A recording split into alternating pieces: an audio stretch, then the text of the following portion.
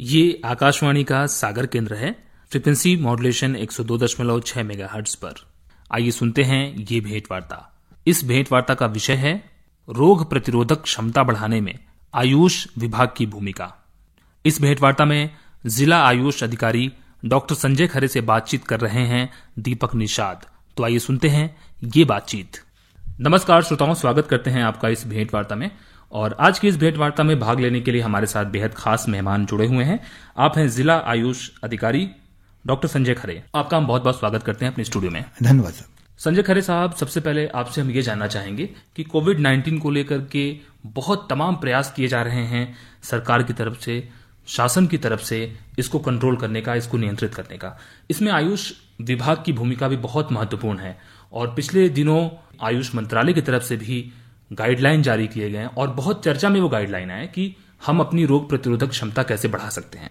तो सर्वप्रथम आपसे हम ये जानना चाहेंगे कि मध्य प्रदेश में आयुष विभाग की तरफ से क्या कार्य किया जा रहा है। मध्य प्रदेश में सबसे पहले तो मैं अपनी माननीय मुख्यमंत्री जी का बहुत हार्दिक इसके लिए बधाई दूंगा उन्हें कि उन्होंने स्वयं अपने टीवी पर आकर ये बताया है कि वो त्रिकटु काढ़े का सेवन कर रहे हैं और उन्होंने आयुष विभाग की ओर से इसकी एक कार्य योजना तैयार की है कि कम से कम 1 करोड़ काढ़े के पैकेट पूरे मध्य प्रदेश को बांटे जाएं।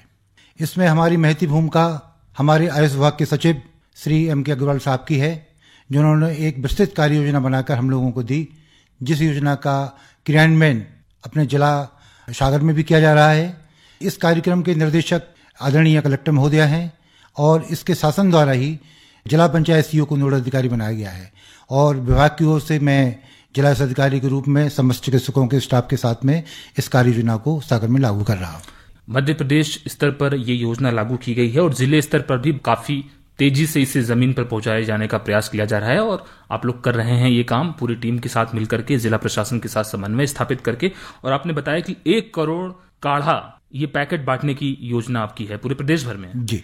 तो इसके तहत जिले में कितने काढ़ा के पैकेट आप बांट चुके हैं और कितना बांटे जाने की आपकी अभी योजना है जी? क्या ये निःशुल्क बांटा जा रहा है? जी, ये मध्य प्रदेश में आयुष विभाग की ओर से इसमें जो विभाग आते हैं उसमें मुख्यतः होम्योपैथिक विभाग और आयुर्वेद विभाग 2 विभाग आते हैं जी।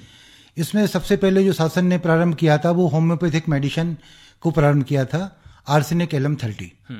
ये एक प्रतिरोधक क्षमता बढ़ाने वाली औषधि है जिसको सुबह प्रतिदिन 1 गोली का सेवन एडल्ट व्यक्ति को करना था और इसको केवल 3 दिन का ही सेवन किया जाना था जी। तो इस औषधि को जिला पंचायत सचिवों के माध्यम से, कुछ आयुष चिकित्सकों के माध्यम से इस औषधि का वितरण हमने पूरे सागर जिले में किया है और अभी तक 4,40,000 लोगों को मैं यह औषधि प्रदान कर चुका हूँ। इसके पश्चात बाद में आयुर्वेद के नाम पर त्रिकटु काढ़े का सेवन, संस्वन बट्टी और अणु तेल, ये 3 मेडिसिन का कॉम्बिनेशन आया जिससे शरीर की प्रतिरोधक क्षमता बढ़ती है और यही फिर हमारे माननीय प्रधानमंत्री जी ने, माननीय मुख्यमंत्री जी ने इस चीज का आयुष का बार बार अपने उद्बोधनों में इसका प्रचार किया, जिससे जनता में बहुत अच्छी जागरूकता बढ़ी और इसकी मांग बहुत ज्यादा बढ़ गई है और लगातार मैं इसको अभी अपने पूरे स्टाफ के माध्यम से पूरे जिले में वितरणकारी चल रहा है। चलिए, बहुत अच्छी बात है कि कैसे कोविड से मुकाबला करने के लिए तमाम विभाग आयुष मंत्रालय के अंतर्गत जो तमाम अमले हैं, और चाहे उसमें होम्योपैथी की बात करें, चाहे उसमें आयुर्वेद विभाग की बात करें, सारे लोग एक साथ समन्वय के साथ काम कर रहे हैं और जनता तक तमाम औषधियां निःशुल्क पहुंचाने का प्रयास कर रहे हैं। जी हाँ जी। डॉक्टर संजय खरे जी, आपसे अब हम ये जानना चाहेंगे कि कहीं ना कहीं लोगों के अंदर डर भी है, तो कोविड-19 के ट्रीटमेंट की अगर हम बात करें, उसके हम उपचार की बात करें या उसके रोकथाम की बात करें, तो आयुष विभाग द्वारा आपके निर्देशन में सागर में किस तरह के प्रयास किए जा रहे हैं? सभी जानते हैं, हमारे सारे जनता लोग जानती है इस बात को कि ये कोविड-19 एक वायरल डिसीज है और वायरस के ऊपर कोई मेडिसिन अमूमन काम नहीं करती, वो किसी भी पैथी की हो, उससे बचाव ही अपना सर्वश्रेष्ठ उपाय होता है। इसीलिए जो भी सिम्टम होते हैं उसमें सिम्टोमेटिक ट्रीटमेंट हर पैथी में किया जाता है, परंतु आयुर्वेद और होम्योपैथिक 2 इस प्रकार की चिकित्सा पद्धतियां हमारे देश में हैं जिनके माध्यम से हम अपने शरीर की प्रतिरोधक क्षमता को बढ़ा सकते हैं जी। और यही प्रयास आयुष विभाग की ओर से लगातार किया जा रहा है। इसका फायदा ये होता है कि जब हमारी इम्यूनिटी अच्छी होगी तो कोई भी बीमारी हमारे ऊपर आसानी से हमको बीमार नहीं कर पाएगी। तो इस वजह से मध्य प्रदेश शासन की ओर से त्रिकटु काढ़ा, जिसमें अमूमन जो इसके अवयव हैं, जिसमें डली हुई दवाइयां हैं, उसमें होता है एक पिप्पली जो घर घर में पाया जाता है, सौंठ ये भी प्रत्येक घर में मिल जाती है, और काली मिर्च। इन 3 औषधियों का मिश्रण त्रिकटु कहलाता है। इसको पानी में इसका काढ़ा बना के हमें सेवन करना है। और इसको चूंकि कफ निस्सारक भी होती है, तो किसी को खांसी आती है या गले में शोथ होता है या बार बार कफ की शिकायत करता है, तो उससे भी त्रिकटु चूर्ण से भी उसको इस चीज में भी फायदा मिलता है। एक बहुत पुराने समय से चली आ रही एक औषधि है और बहुत लाभकारी औषधि है। इसके साथ एक संस्मरण मिट्टी होती है जिसमें मुख्य अवयव गिलोय होता है। इसके 500 मिलीग्राम की मात्रा, 1 गोली सुबह 1 गोली शाम को लगातार खानी पड़ती है। तीसरा एक जो इसी कॉम्बिनेशन का एक हिस्सा है वो है अणु तेल। अणु तेल मुख्यतः तिल तेल में बनाए जाने वाली औषधियां हैं। इसके अंदर अगर अपने नेजल कैनाल में 2-2 बूंद अगर सुबह शाम इस तेल को डालते हैं तो इससे हमारी जो सर्दी की संभावना रहती है, ये कहना चाहिए कि नाक के अंदर जो है हमारी इम्यूनिटी पावर डेवलप होता है, म्यूकस मेम्ब्रेन मजबूत होती है, जिससे जल्दी जल्दी हमें सर्दी होने का डर कम रहता है। तो ये 3 प्रकार की औषधियां हैं। इसके अलावा जो अभी आरोग्य कषायम करके एक चूर्ण आया है, वो अभी एक्चुअली इंदौर उज्जैन जहाँ पे पॉजिटिव केसेस ज़्यादा हैं वहाँ पे ही चालू है। अपने सागर जिले में इसकी व्यवस्था भी नहीं की गई है क्योंकि यहाँ अभी केस संख्या बहुत कम है और भगवान न करे कि यहाँ केस हो। जी, हम सभी की ये कामना है कि यहाँ पे केसेस की संख्या, मामलों की संख्या ना बढ़े, और उसके लिए जरूरी है कि लोग रोकथाम के उपायों को सख्ती से लागू करें, उसका पालन करें। सोशल डिस्टेंसिंग और तमाम जो एहतियात बताए जा रहे हैं, आपने भी आयुष मंत्रालय की तरफ से रोग प्रतिरोधक क्षमता बढ़ाने के तमाम उपाय हैं, उसको अपनाया जाना बहुत जरूरी है। और तमाम जो औषधियां वितरित की जा रही हैं, क्या ये औषधियां ग्रामीण क्षेत्रों में भी वितरित की जा रही हैं? और इनके वितरण के लिए आपका अमला किस तरीके से काम कर रहा है? क्योंकि बहुत से लोगों के अंदर ये प्रश्न हो सकता है कि इतने सारे पैकेट्स बांटे गए या इतना सारा काढ़ा बांटा गया और भी तमाम औषधियां बांटी गई, लेकिन उन तक हो सकता है कि ना पहुंचा हो।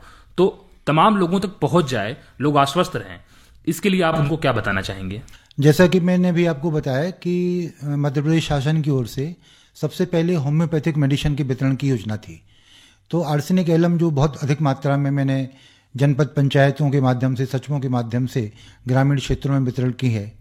इसके अलावा त्रिकटु चूर्ण का वितरण अप्रैल के अंतिम माह से हुआ है और ये 4 मई तक जो वितरण हुआ है वो घर घर जाके वितरण हुआ है। इसके बाद इसकी संभावना को देखते हुए कि वितरण सही तरीके से हो रहा है या सही तरीके से नहीं हो रहा है, मध्य प्रदेश शासन ने इसकी मॉनिटरिंग के लिए एक ऐप की गठन किया है जी। इसका नाम है सार्थक ऐप। जी। इस सार्थक ऐप के माध्यम को लेके हमने आईडी बनाई है। ऐसे अपने आयुष विभाग सागर में 39 टीमें हमारी गठित हैं, जिसमें हमारे डॉक्टर्स भी हैं, हमारे पैरामेडिकल स्टाफ भी हैं। ये प्रत्येक व्यक्ति 2-2 लोगों की साथ में टीम लेके अपने घर घर जाते हैं। तो इसमें मुखिया का नाम होता है, परिवार की मुखिया का नाम होता है, उसमें एक समग्र आईडी होती है, उसका मोबाइल नंबर होता है और उसके एक जिसको हम काढ़ा दे रहे होते हैं उसकी फोटो खींची जाती है। और ये जो मोबाइल की लोकेशन भी शासन को पास होती है कि जो घर बैठ के सब चीजें की जा रही हैं या फील्ड में है।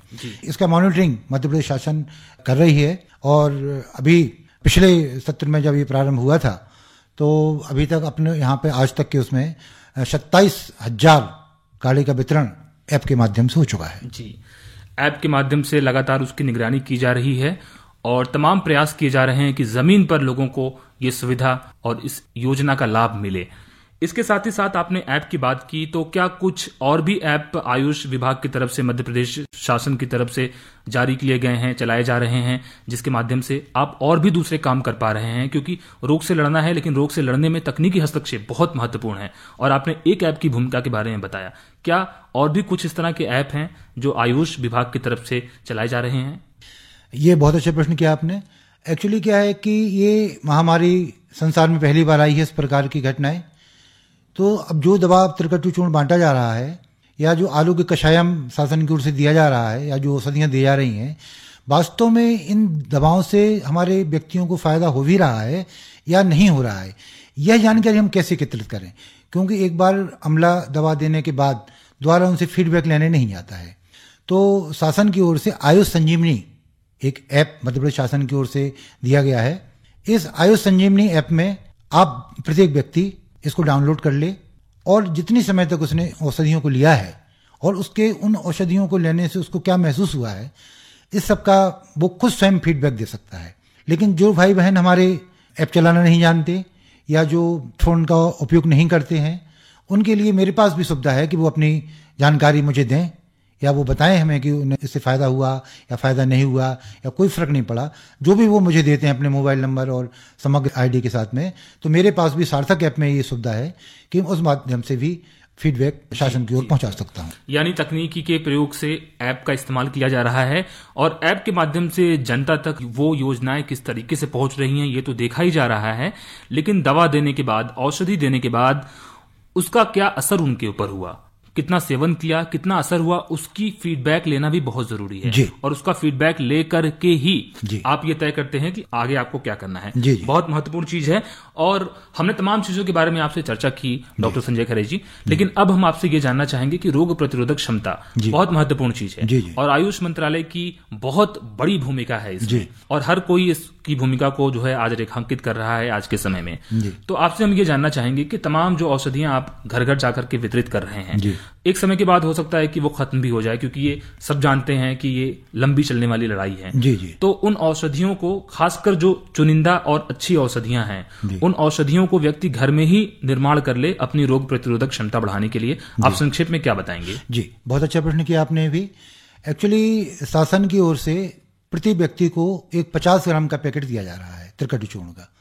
ये त्रिकटु चूर्ण 1 चम्मच की मात्रा में प्रतिदिन इसका काढ़ा बना के पिया जाता है, तो ये 10 दिन एक व्यक्ति के लिए होता है। यही एक हमारी न्यूनतम सीमा है कि कम से कम हमें किसी भी काढ़े को 10 दिन तक लेना है। इसी प्रकार मैं जो संसमन बटी दे रहा हूँ वो 20-20 गोलियां प्रति व्यक्ति के हिसाब से मैं देता हूँ। इसका भी है कि कम से कम व्यक्ति 10 दिन तक उनका सेवन करे, क्योंकि प्रतिरोधक क्षमता बढ़ाने के लिए दवाओं का इतना सेवन करना अनिवार्य है। परंतु आपने बहुत बढ़िया प्रश्न किया कि शासन की एक सीमा होती है, बार बार दवाइयाँ औषधि इतने बड़े लेवल पे देना संभव नहीं होता है, तो हम क्या करें कि हम खुद ही वो काढ़े को बना लें। तो मैंने जैसा कि पहले बताया कि त्रिकटु काढ़े में एक पिपली होती है, काली मिर्च होती है और सौंठ होती है। ये प्रत्येक घर में लगभग पाया जाता है या आसपास की किराने की दुकान से सहज उपलब्ध चीजें हैं। इनको हम पानी में उबाल लें, इसमें तुलसी पत्र भी डाल सकते हैं, इसमें गिलोय भी थोड़ा सा डाल सकते हैं, गुड़ूची भी इसमें डाल सकते हैं, और अगर नहीं भी हो तो ये 3 चीजें, तुलसी पत्र, इनको लेके और हम इनका सेवन करते हैं, तो ये वही चीज है जो एक्चुअली त्रिकटु काढ़े में है और इनके सेवन से भी वही प्रतिरोधक क्षमता पैदा होगी। और मेरा तो सभी से निवेदन ये रहेगा कि जब तक ये महामारी का प्रकोप अपने प्रदेश में, देश में है, तब तक प्रत्येक व्यक्ति कम से कम इस दवा को लेता रहे। बहुत अच्छी बात आपने बताई और घरेलू नुस्खा भी बताया कि किस तरीके से व्यक्ति अपने घर में ही तैयार कर सकता है। इसमें जो औषधि आपके द्वारा वितरित की जा रही हैं, विभाग के द्वारा वितरित की जा रही हैं, वो औषधि का सेवन आपने बताया कि 10 दिन तक करना है, न्यूनतम 10 दिन तक उसका सेवन करने के बाद क्या किसी व्यक्ति को उसको दोबारा सेवन करने की जरूरत फिलहाल न्यूनतम अंतराल पे या अल्पावधि में जरूरत नहीं पड़ती है? क्योंकि 10 दिन तक सेवन करने के बाद आप ये मान लेते हैं कि उसकी प्रतिरोधक क्षमता उतनी विकसित हो गई होगी, अब आगे इसकी सेवन की आवश्यकता फिलहाल नजदीक भविष्य में नहीं है। ये हम कह सकते हैं। एक्चुअली क्या है, इम्यूनिटी की ऐसी चीज नहीं है जो 10 दिन के बाद समाप्त करने के बाद ये कहें कि वो लंबे समय तक चलेगी।